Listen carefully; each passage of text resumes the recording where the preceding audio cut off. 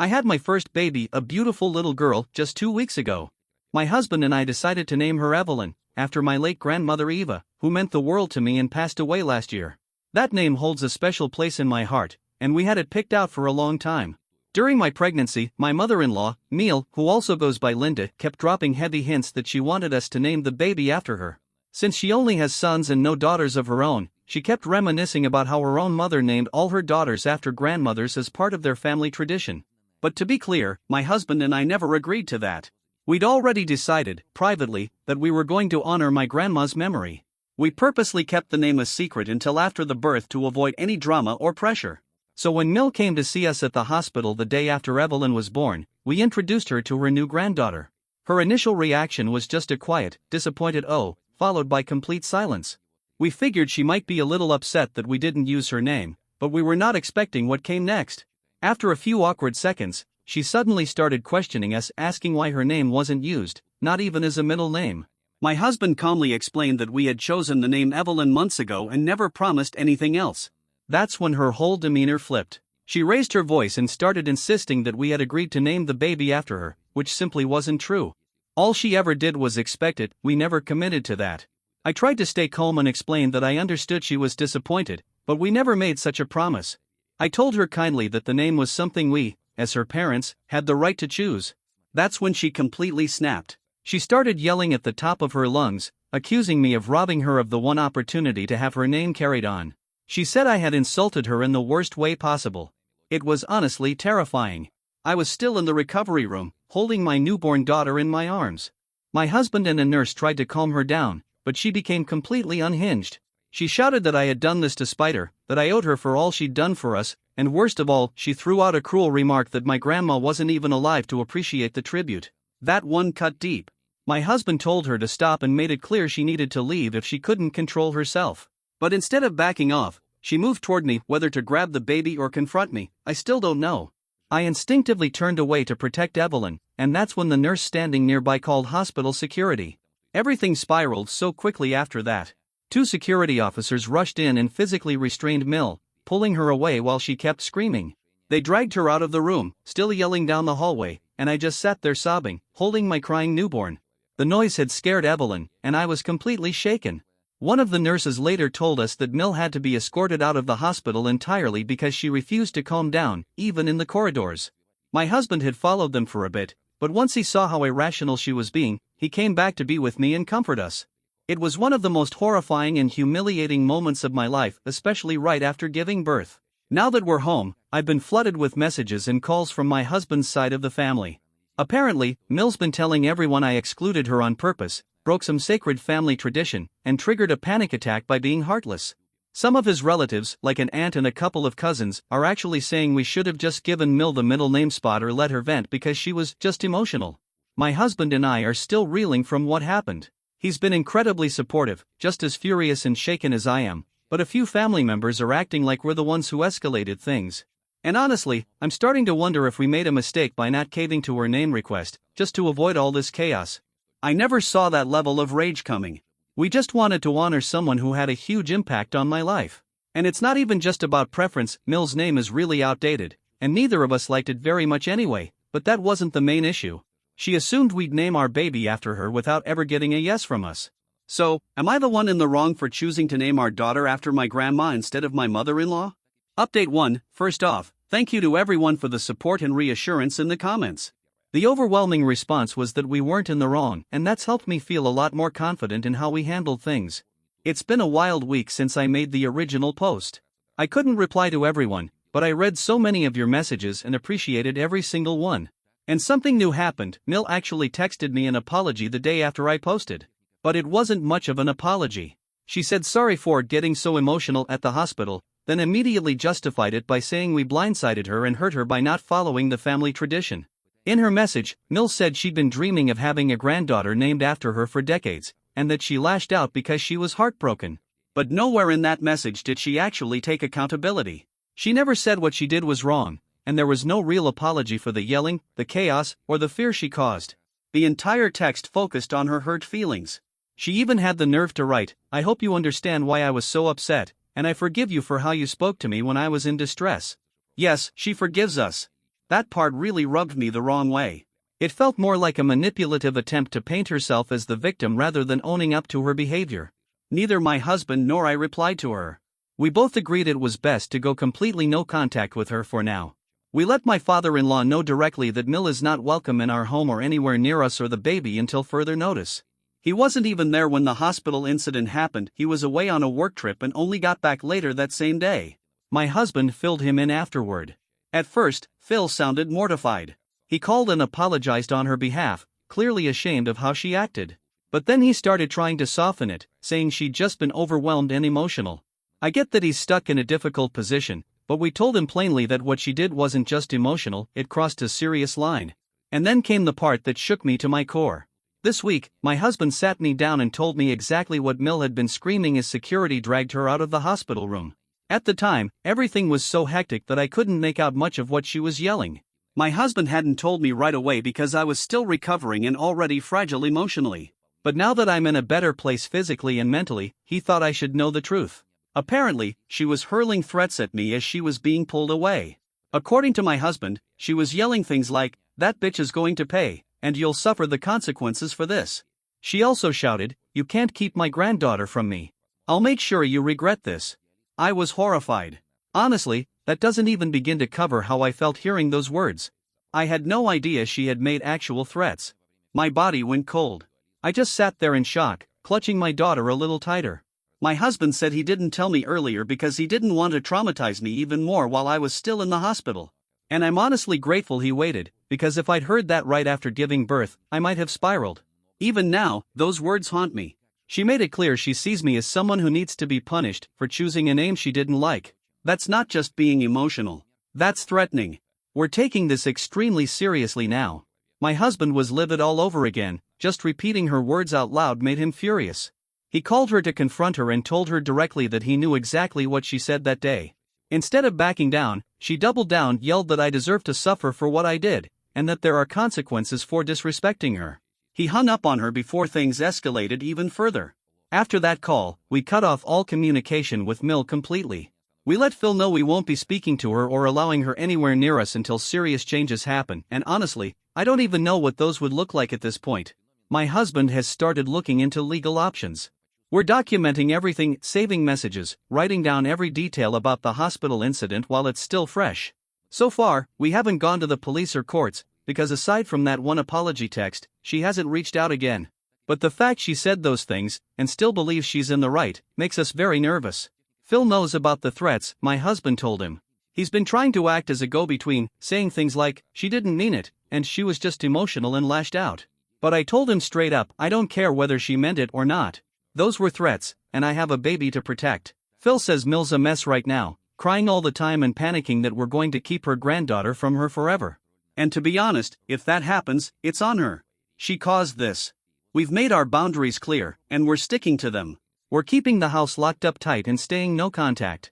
We also made sure the hospital flagged Mill as a restricted visitor in case she tried to come back while we were still there. Thankfully, she didn't, but we weren't taking any chances. I'm not sure what our next steps are, but we've been talking about meeting with a lawyer just to figure out how to prevent her from causing any more trouble. It's heartbreaking that it's come to this. All we wanted to do was name our daughter after someone who truly mattered to us.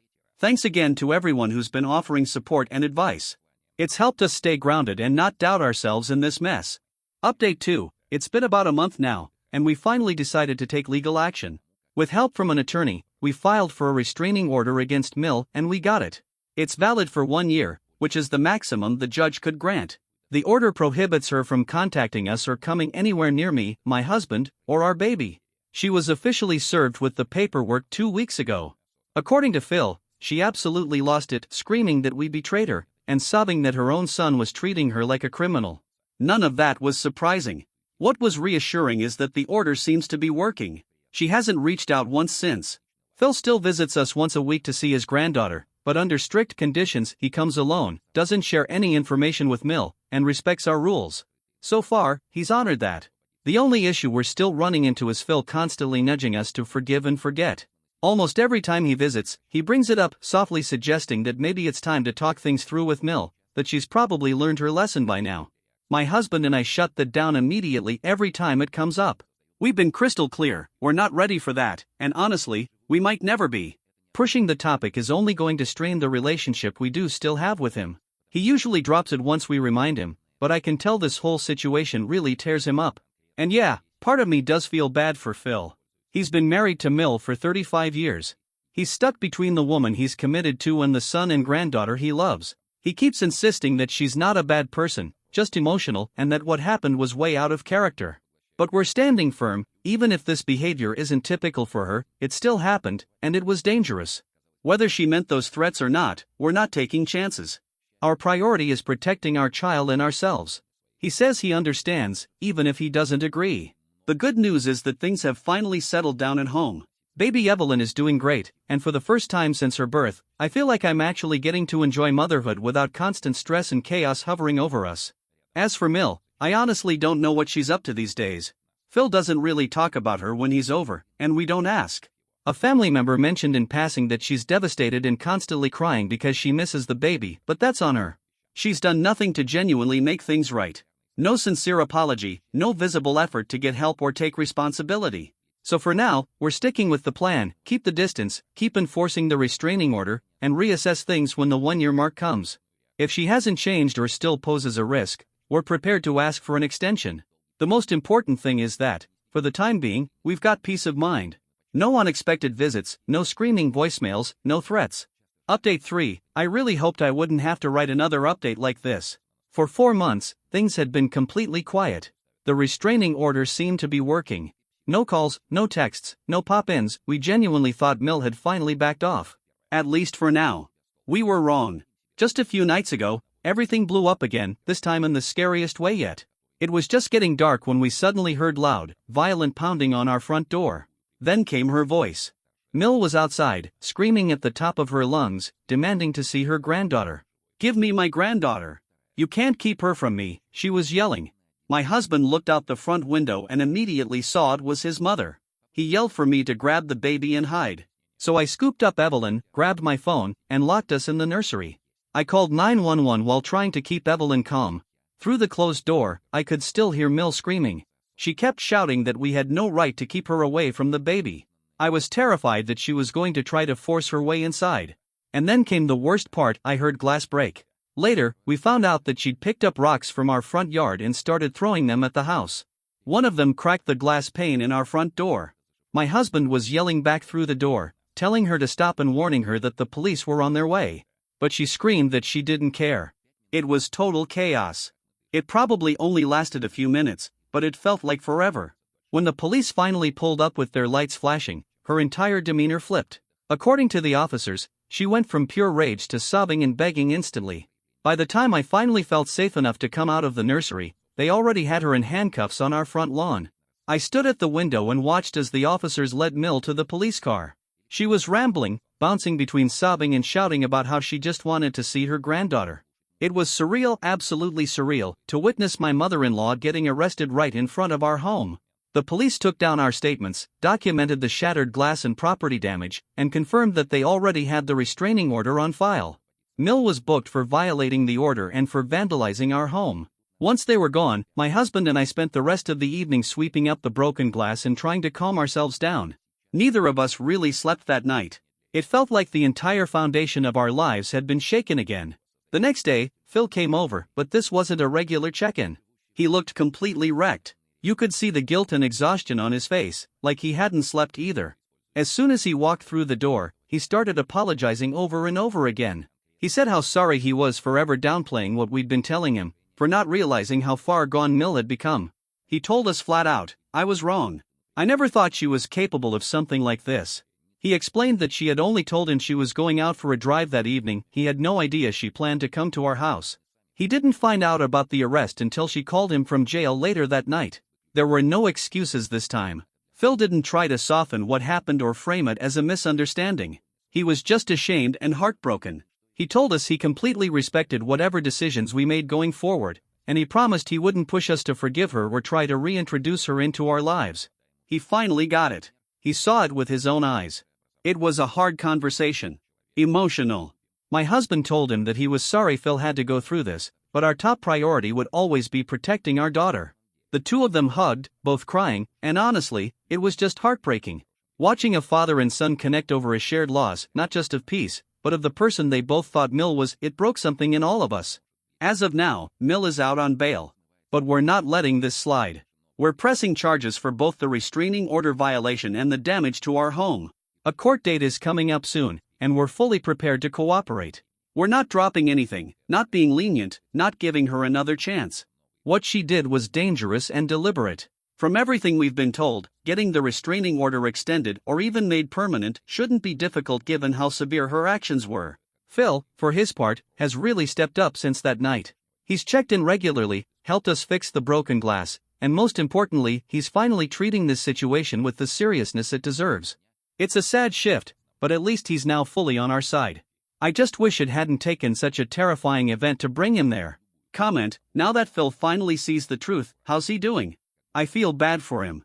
It sounds like he's losing the woman he thought he married. Has he said anything about his future with Mill?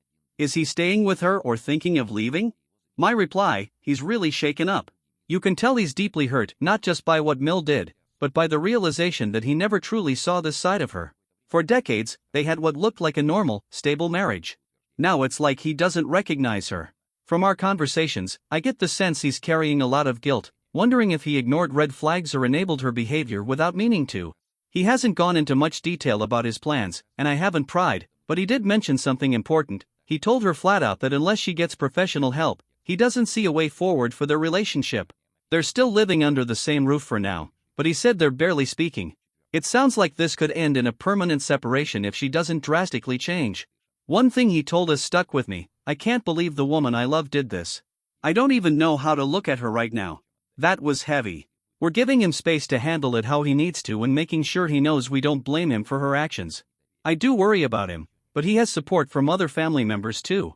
Final update: it's been a little while, and thankfully, we finally have some closure. The legal side wrapped up last week. We didn't even have to testify in court. Mill ended up pleading guilty to both violating the restraining order and damaging our property. She didn't get jail time, probably because this was her first offense and she accepted a plea deal, but she was sentenced to 100 hours of community service, a hefty fine of several $1,000s, and a year of probation. She's also been ordered to attend anger management classes. The restraining order is still in place and can be renewed if needed, which we're absolutely planning to do. Since that night, we haven't heard a single word from her, not a text, not a call, nothing. She didn't even try to fight the charges. And honestly, that silence is a relief. In bigger news, Phil has officially separated from Mill. He actually packed up her things and asked her to leave the house. After 35 years of marriage, he told my husband he couldn't look at her anymore and needed time apart. Right now, she's staying with one of her sisters. Whether they reconcile down the line, I don't know, but Phil seems pretty firm that unless she changes drastically, he's done. It's heartbreaking that it came to this, but we completely understand why he made that call. As for us, we're doing okay. Evelyn is happy and healthy, growing fast, and totally unaware of the chaos that surrounded her first few months of life. We're grateful for that.